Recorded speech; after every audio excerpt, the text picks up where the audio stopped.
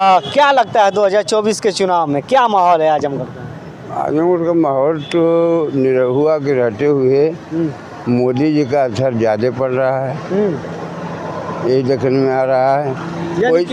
वैसे लड़ाई है धर्मेंद्र की वजह से, लेकिन मोदी की लहर के आगे टिक नहीं पाएंगे। अच्छा, तीसरे जो 19 में चल रही थी लहर वो उसी तरह से 2024 में भी चलेगी? बदल गई है पहले से। अब दारा सिंह के और राजभर के आने से कुछ माहौल इधर का पूर्वी हिस्से का बदल गया है। इस नाते अब 20 पड़ रहे हैं मोदी।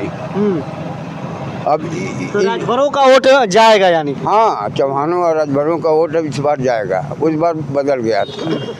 हाँ, एक चीज़ और कहा जा रहा है कि मायावती जी जो हैं वो बीजेपी के इशारे पे यानी भारतीय जनता पार्टी के इशारे पे काम कर रही हैं, टिकट दे रही हैं। तो क्या लगता है कि आजमगढ़ में कौन आ सकता है? जो मायावती को काम करना था वो मोदी जी कर रहे हैं, तो मायावती जी की आवश्यकता नहीं है, इसलिए वो अवसर दे रहे हैं। तो यानी कि निरहुआ जी आजमगढ़ से निकाल लेंगे? आजमगढ़ से वो भला कर रहे हैं, वो काम कर रहे हैं निरहुआ, और वो लोग कभी कभी आते हैं मैनपुरी से, तो इसलिए निरहुआ का ज़्यादा दावेदारी है मोदी की वजह से। अच्छा, काम पे लिया जाए तो काम कौन किया है? काम तो किए, जो विश्वविद्यालय बना, हवाई अड्डा बना, और जो फैसिलिटी मिल रही है जनता को वो अब तक नहीं मिली थी। अब तक नहीं मिली? हाँ, पहला चांस है कि ये 10 साल से जो कर रहे हैं वो देश का उत्थान और गरीबों का उत्थान, साथ साथ सबका उत्थान, ये लेके माहौल चल रहा है। अब वैसे जो कुछ हो, लेकिन माहौल हमारा यही कर रहा है। तो धर्मेंद्र या निरहुआ? देखिए, तो यहाँ तो लड़ाई लगभग तगड़ी रहेगी, क्योंकि अगर गुड्डू जमाली यहाँ से लड़ते हैं तो थोड़ा धर्मेंद्र को दिक्कत होती है। अगर वो नहीं लड़ रहे हैं तो फाइट दोनों लोग बराबर लगभग करेंगे, और कोई अच्छे कैंडिडेट बहुजन से आ जाएंगे तो धर्मेंद्र को थोड़ी दिक्कत होगी। अगर अच्छे कैंडिडेट नहीं आएंगे तो मिला जुला के लड़ाई तगड़ी रहेगी।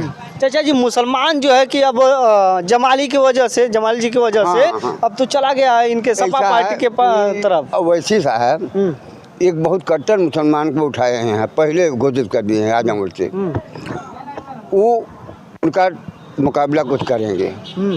दूसरे यानी कि मुसलमानों का वोट आजमगढ़ में वही काटेंगे? हाँ, कुछ 5% वोट आजमगढ़ से मिल रहा है मोदी को इस बार।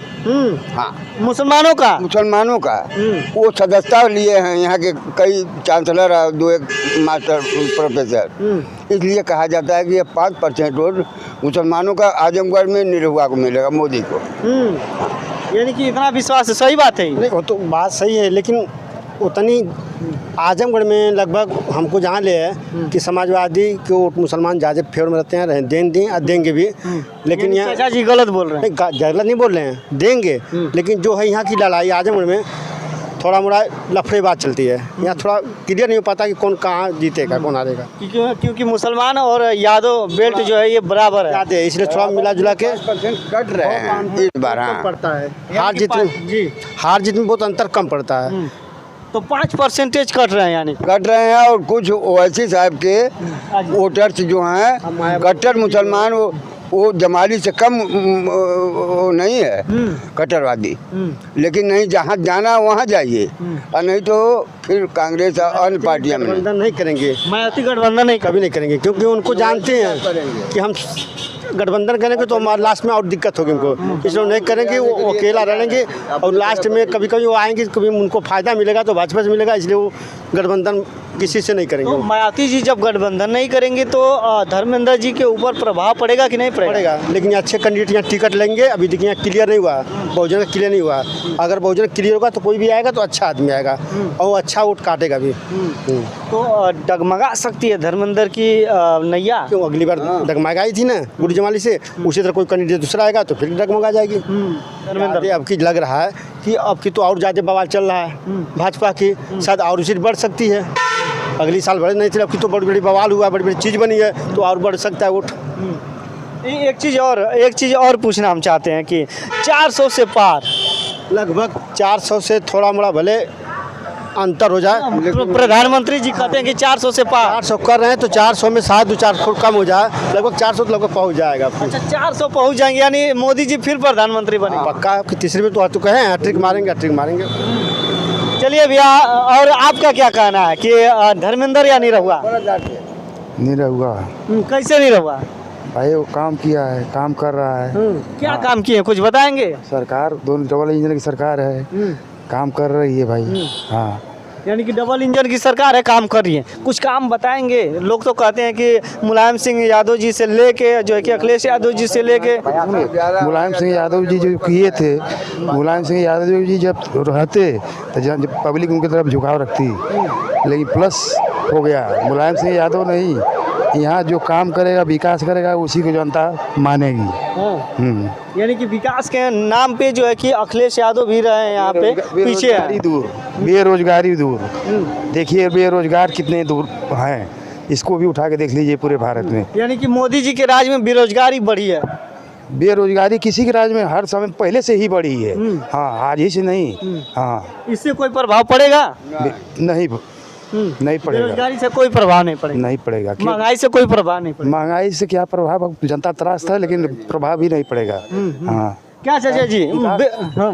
विकास मेन मुद्दा है जनता का। अच्छा, विकास और बेरोजगारी दूर करेगी जो जनता सरकार, उसके तरफ जनता झुक जाएगी। हाँ, तो मोदी सरकार विकास में सबसे आगे चल रही है। रोजगार में भी करीब करीब जो अन्य प्रशिक्षण दे के उद्योगपतियों को जो रखा है, इससे बेरोजगारी भी कम हो जाएगी।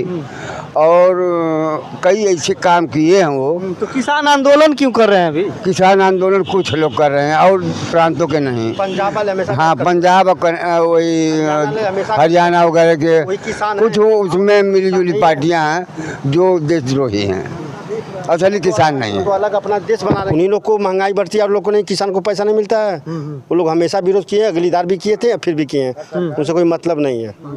चलिए साथियों, जो है कि 2024 के चुनाव में आजमगढ़ में क्या माहौल रहेगा आप भी बताइएगा। और दिनेश लाल यादव यानी समाजवादी पार्टी के अखिलेश यादव जी के पार्टी के धर्मेंद्र यादव जी आए हुए हैं, क्या लगता है 24 में कौन बाजी मारेगा? बहुत बहुत धन्यवाद।